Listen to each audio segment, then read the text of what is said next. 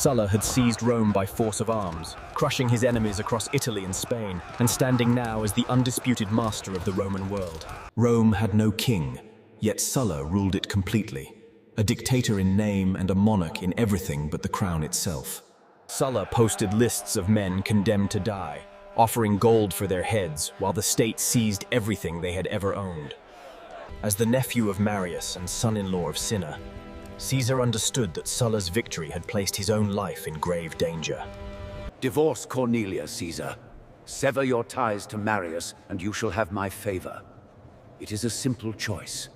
Looking directly into the dictator's eyes, Caesar refused the order, choosing honor and loyalty over obedience and personal safety. That very night, Caesar fled Rome, vanishing into the Sabine Mountains, knowing that remaining in the city meant certain capture and death. Almost every night, Caesar changed his hiding place, never remaining long enough for Sulla's men to track him down. While in hiding, Caesar contracted malaria, suffering fever, anemia, and exhaustion that left him barely able to stand. Aristocrats loyal to Sulla began to plead for Caesar, urging the dictator to spare a youth they claimed was harmless. Sulla finally relented, warning that in Caesar he saw many Mariuses yet to come. Spared by Sulla's decree, Caesar returned to Rome and was reunited with Cornelia, determined now to seek safety through service.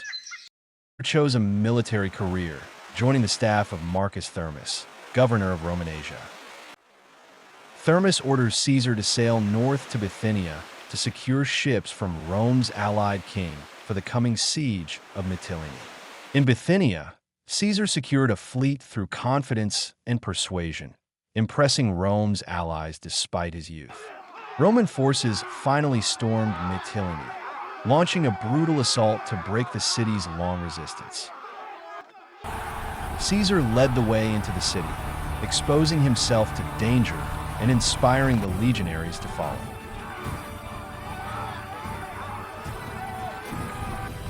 For his conspicuous bravery at Mytilene, Caesar received the civic crown, Rome's highest award for saving citizens in battle.